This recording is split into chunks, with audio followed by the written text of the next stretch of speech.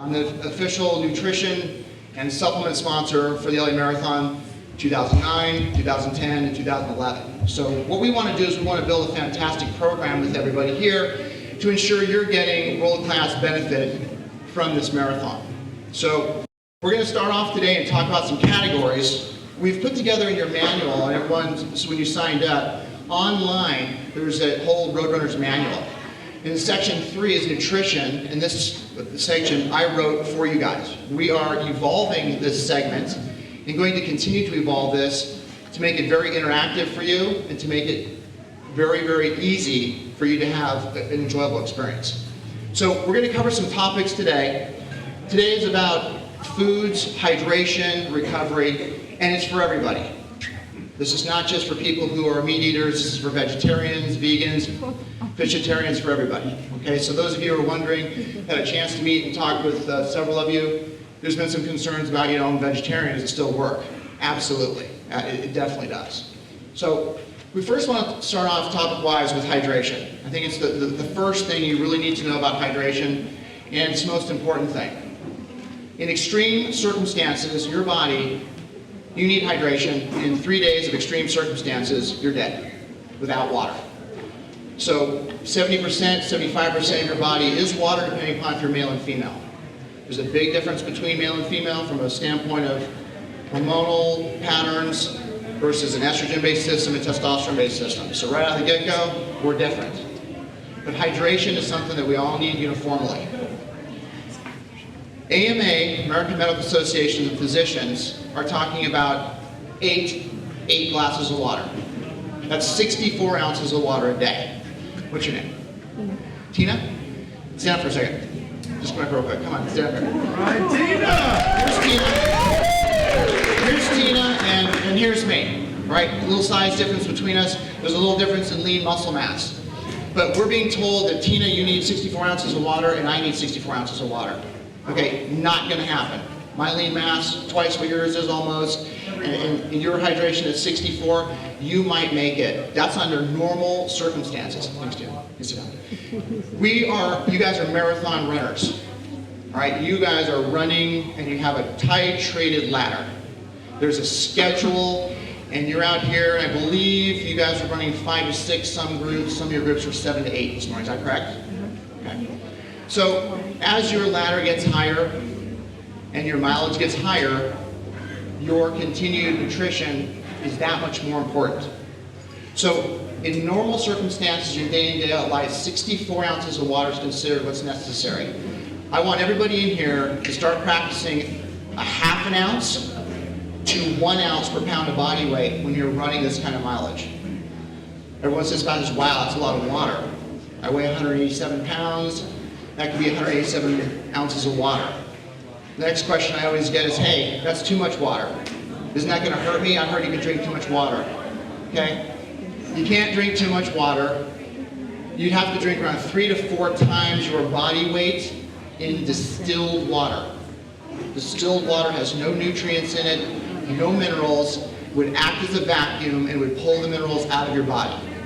So if you're drinking 1 ounce per pound of body weight, and we're eating well, we're just getting the proper hydration. So it's very, very important that you guys hydrate yourselves. The next thing that everyone's being told, as far as if you're new, if this is your 2nd or this is your 10th marathon, sports drinks have popped up and energy drinks have popped up, and they're huge. They're everywhere. Everywhere you go, gas stations, Whole Foods, they're everywhere. I see people, and clinically, I've been doing this for 16 years. I've been working with children, parents, grandparents, elite athletes, professional athletes, Ironmen, endurance riders, you name it. And I see people coming in my office with vitamin water, Dietary. Okay? We don't need to be drinking that stuff in your day in and day out life. Going to the office, drinking this stuff down. If you read some labels, you're getting 50, 60, 70 grams of sugar in one little container of 20 ounces. Okay, your body then begins to do something with that sugar. Instantaneously breaks it down, you're sitting at the computer, it gets stored, and it gets stored in the form of glycogen, which I'll get to in a second. So what I recommend you do in the beginning stages with your half an ounce to 1 ounce per pound of body weight is maybe Split it up, 50-50 with water and a sports drink. So water these things down so you're not getting excess carbohydrates. Everybody in here has their own personal reasons why they're doing this marathon, okay? A lot of people do it, it's a good motivator, it's got good structure to lose weight. But I will tell you again and again, I've had people come in my office, they come in and want to get nutrition, because in the past they've had an experience where they do the marathon, they drop 5, 6, 7 pounds in the first 6 weeks. After that, they gain it back or a little bit more weight. So when it comes marathon time, you're actually dealing with more weight than when you started, and you're carrying around body fat, which is an unfunctional tissue, for 26.2 miles. And the reason why that happens, every time, day in, day out, no one is different, male or female, is as your mileage goes up, your caloric need goes up, and you don't match the caloric need with your calories in your food. We're here to make this an enjoyable experience so you do this again and again and again. But it's not going to be enjoyable if you continue to do the same thing you're doing with foods as the mileage gets up. Everybody in here is going to be doing 45, 47 miles on a given week, with the higher and more experienced runners getting into the 60 and 70 miles per week. Peter, right now, he just finished, a week and a half ago, he finished 47 miles. Then the next week he went on a 14-mile trail run. Peter is jumping out of his skin. He came to me and said, I've never felt so good in my life. I don't know what you have me on. Is this stuff legal? And I was just kind of laughing. Yeah, it's legal. It's Federation, Doping Federation, NCAA approved, and it's very legal. But Peter, we've taken Peter as an example. Here's a guy that's been doing endurance work and gave him some new information. He's lost 22 pounds of fat. He's lost 10% of his body fat. It's about 10.5. So he dropped 22 pounds of fat and he increased his lean muscle mass by almost 10 pounds. So he's dropped net scale 13 pounds on the scale, but he's made himself much more functional.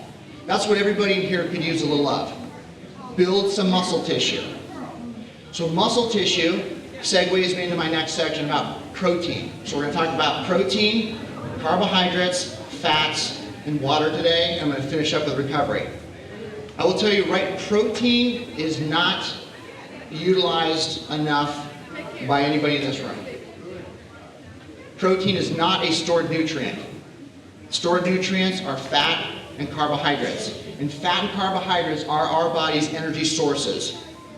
Protein is not an energy source. All protein does is repair muscle tissue, put it back together. As you break it apart again in training, you eat more protein and put it back together. So I really find, it's not to segregate anybody out, but my gals just don't eat enough protein overall. And what we're trying to do is we're trying to keep muscularity with you women.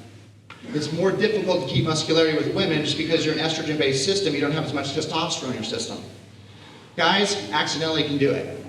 So when we're looking at how much protein you should have in your day, if you look at 0.5 grams per pound of body weight is a good starting place. There's really no way for me to give you guys a mass program without us doing a little bit of calculating, all right?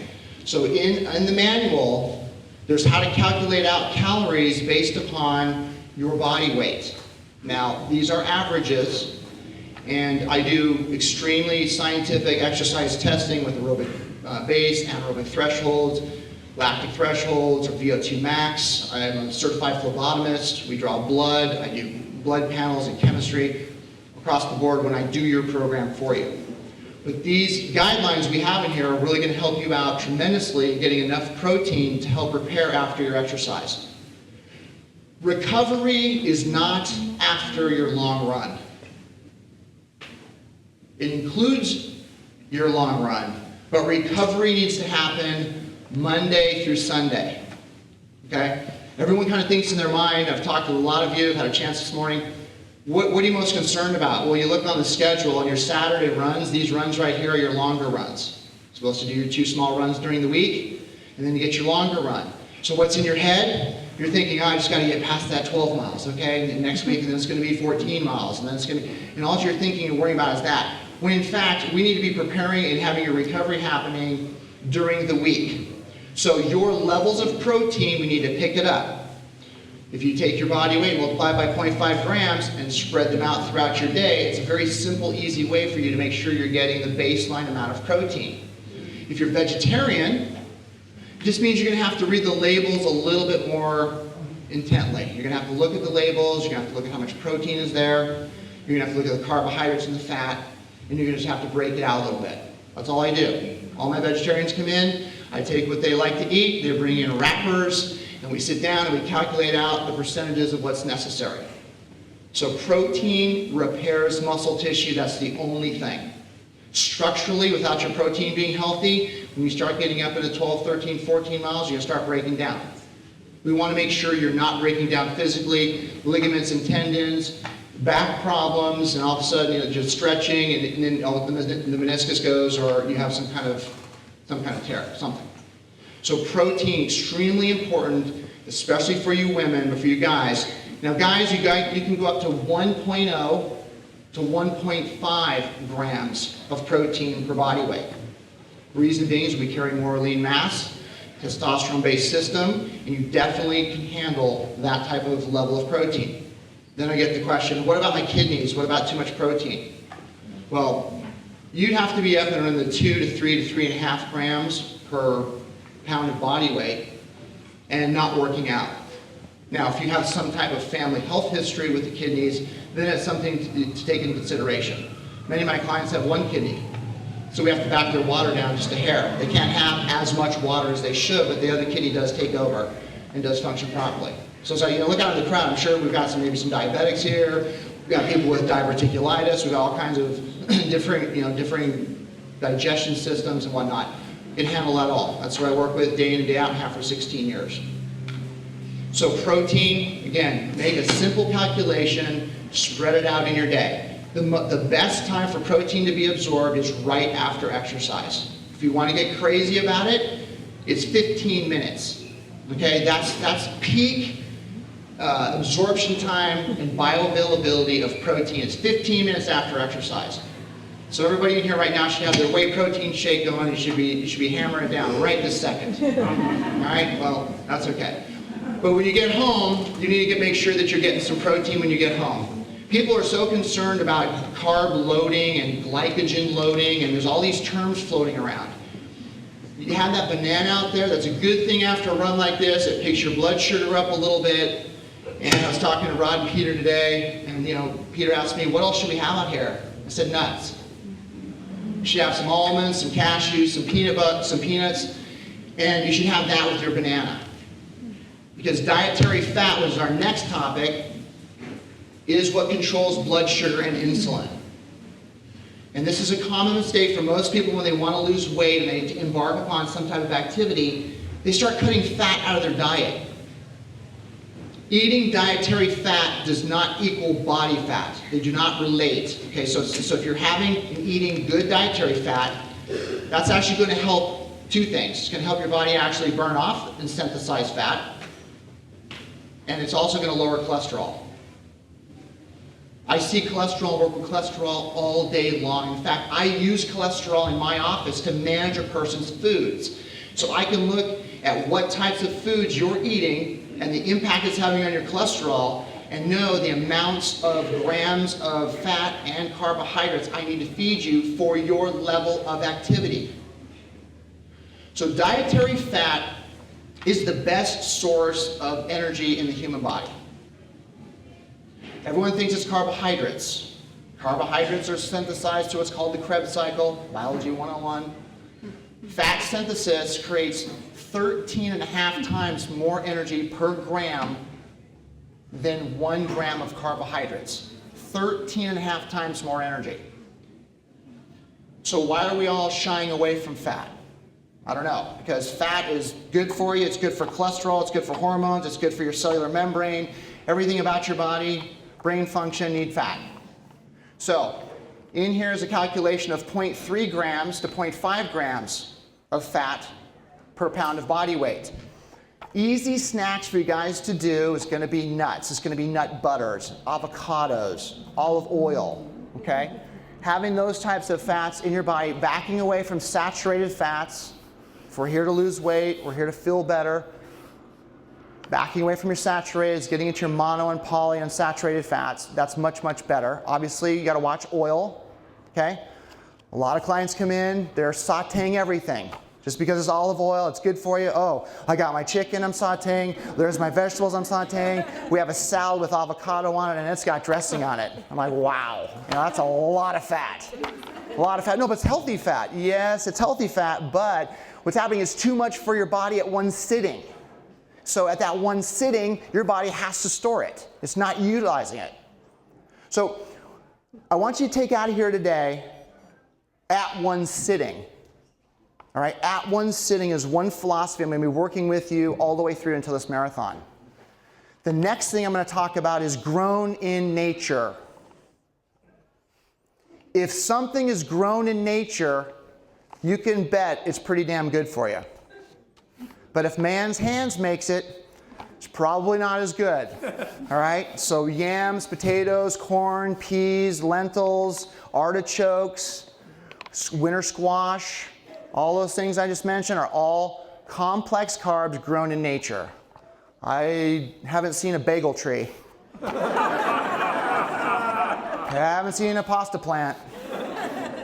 So got to be careful with that. Grown in nature. I don't care if it's fruit. Instead of fruit juice, you want to eat whole pieces of fruit. You want to eat complex carbs with the fiber. Our bodies are designed to enzymatically digest food. So why are we at the highest diabetes ever? Because all the food we're eating is packaged. We're looking for the quick fix. We've got these energy drinks. And now we're getting tons and tons of sugar. It's jumping into our system quickly. Our pancreas is dumping insulin.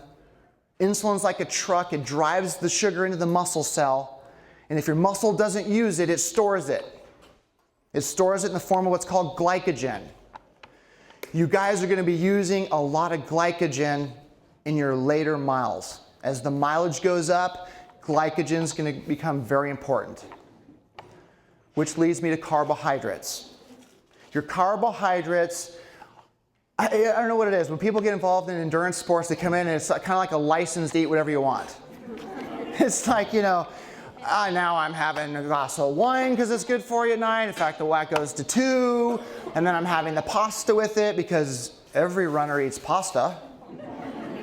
And I'm like, why are you eating pasta? Well, because of carb loading. I'm like, okay, well, who told you that? Well, a friend of mine who was, ran the marathon, that I run with. Okay, well, you know how much gluten is in pasta? You know how many carbs you're getting from pasta? What is gluten? Gluten is going to absolutely bloat you, distend you, your whole intestinal tract.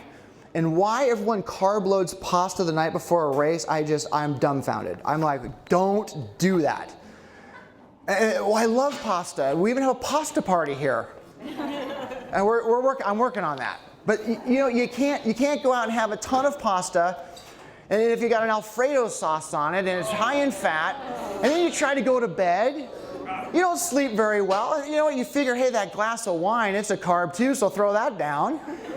So the night before, you're a little anxious, and now you're not sleeping real well. You wake up in the morning, what do you have to do? Mile 1 or 2, you're heading off to the bathroom. You're heading off for the waste. Carbohydrates are like your gas tank. Think about it that way. Easiest, simple way. Your body stores glycogen like your gas tank in your car. So if you don't deplete your glycogen storage and then add to it later, it's like filling up your gas tank, you driving in there, sticking the nozzle in, it's already full, and just start squeezing. It's just going to spill over. It just spills over on the ground. It's the same thing that's happening with your body.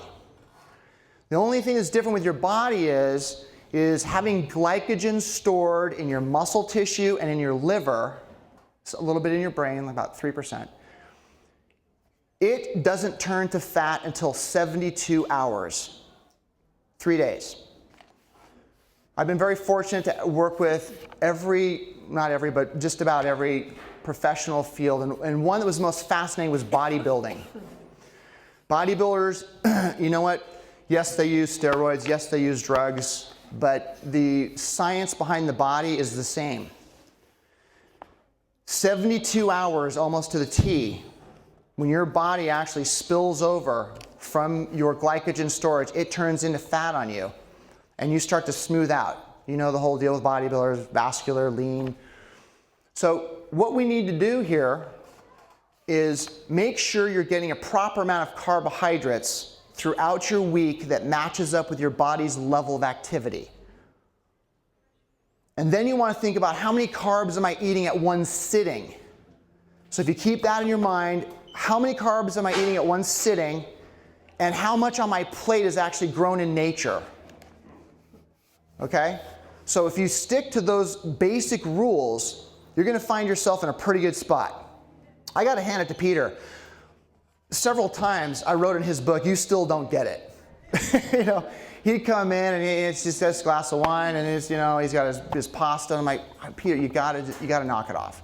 You're getting close to the race. You got to knock out. We know we want to drop down some more weight before you get there." And I think if Peter had to grade himself, he'd probably give himself a B-, maybe a B. And that's the really cool part, is you don't have to get straight A's. You don't have to do this perfectly to get great results. Great results from doing things and changing and modifying your diet.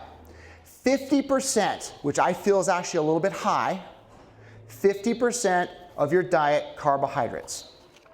Okay? It's a little bit high. I like to see like really 40%, to be honest with you, 45. And then again, it really depends on the person's metabolism. If you've got high triglycerides, you're insulin sensitive, whatever it is, you're pre-diabetic, then the carbohydrate balance needs to be down somewhere around 20-25. So you really need to look at 50% of your diet being carbohydrates, get your protein, and get your fat in there. Carbohydrates are regulated by dietary fat. If you have a piece of fruit, have some nuts with it. The nuts help your body extend out the usage of the grams of sugar in your body. You do not get a spike in blood sugar, which calls for a spike in insulin, which makes a drop in blood sugar. So when you eat even fruit, which is all natural, your body is going to end up with a lull in blood sugar, and it's going to send you to, I don't know, the candy jar, walk to your manager's office, there's always the M&Ms in there. "So, how are we doing today?" And then now we got Halloween coming up, so we got bite size everywhere. Don't buy the candy yet, come on. It's on sale, don't do it. Don't bring it into the house. Come on, just wait. It's still gonna be there, all right? You bring the candy in the house, oh yeah, and you're just picking from it every night. Okay, so to recap on this right now, protein, gotta have lots of it, okay? You gotta repair the muscle tissue. So calculate it out, 0.5, starting for women, men, 1.0 to 1.5. Fat, gotta have 0.3 grams. Minimum. Carbohydrate, right around 1. But if you look at it from a 50%, I like 40%, I like 40% protein and 20 to 25% fat, depending upon how you're doing. Later on, before the marathon, we're going to get up to 60 to 70% carbohydrates. Yay, everyone can have as many carbs as they want. Okay, that's going to be the days before. And your water, okay? So looking at those categories, working with this, and doing some calculations for yourself. I'm here, my company's here. You can email us. You can ask your questions. I'm going to be back here. I'm going to be here all the way through the race. I'll stick around. I'll answer any questions. So I want you guys, between now and the next time I see you on the 24th, I'd like you guys to try and do some calculations with this and work on this, because it's very, very important to your success. You guys all have a schedule for running, don't you? You got a running schedule. What's your food schedule? Oh yeah, food schedule. Yeah, I don't really have one of those. Well, I got news for you. 70 to 80% of your success is coming from your foods. 70 to 80% is coming from your foods. Period. End of story. Your foods aren't good, you're not good. And you're gonna experience, stuff that you can avoid. You can clearly avoid this. And the last thing we talk about is recovery. Recovery after a long run. Right now you guys are, it's 5, 6 miles, 7 miles. Getting some yawns going on, some blood sugars dropping. You get a banana, you pick your blood sugar up. Leave here, go get some protein, chicken breast and a half, maybe 2 for guys. Get a small amount of carbohydrates. You don't need a carb load right now, okay? Get some dietary fat, throw an avocado on there, throw some nuts on there to stabilize the blood sugar, okay? Have a good meal. In concluding, I want to talk a quick second about carb loading and carb depletion. It's always a conversation about before the marathon, before the big day, is carb loading. You can't carb load until you've been carb depleted. Bam, right? There's the gas tank. It's still trying to load more in there. It's not going anywhere. The cool thing about carbohydrate loading, which I did with Peter, you have to practice this before the big day. You never do anything on the big day. You never change anything before the day. I sponsored the 2009. I was only here one time. I didn't change anything in anybody's diets. I didn't make any big changes here because you know what? What you've been practicing with up until that day is what you stick with. But practicing a carb depletion, a carb loading, it's not for everybody. It really isn't. But I had Peter do it, and he had 3 days of 0 carbohydrates. 0, except for vegetable carbs. So he might have gotten 30 grams of vegetable carbs total in his day. And he had to go out and exercise. So you have to get out there and you have to call on those glycogen storages. You got to get anaerobic, and you got to ask for that glycogen to come out, and you got to burn it out. Once you're at 0, now it takes 3 solid days to carb load properly, because you have 72 hours before that time. But you have to do it and titrate it up, and what has to follow that is high hydration. And here's the benefit of it all. Your body will store 40%, 40% more glycogen in a depleted state than it would normally. So now you have 40% more energy that your body's going to use on that run. That gets you from mile 12 to 13, that gets you out to 16, 17. All right? Without hitting all these goos and all this other stuff. All right? So that's the cool part about carb loading. But like I said, it's not for everybody, because you literally have to do some exercise, no carbohydrates, it's tough. And you know what? You feel like crap. And you're thinking, whoa, this is not good. This is not good. I don't feel good. And 4 days from now, I've got to run 26.2, and you freak out. Peter wrote in his journal, I'm tired. I'm questioning this. He even emailed me. I'm like, do it. Just do it. Best 22 miles of his life. Best 22 miles. He was jumping up and down, called me right after. He's like, oh my God, I feel fantastic. I feel like I know I'm going to kill Chicago. He is so confident now about Chicago that's what I want you guys to experience. I want you guys to experience that you're going to kill this 26.2 and it's going to be easy for you. These guys here at the Roadrunners have the capabilities. They've got the science behind it with Rod and all the crew and all the PL leaders. You got to have the food with it. That's why I'm going to be here up until the run, because it's not something you just snap your fingers and you got.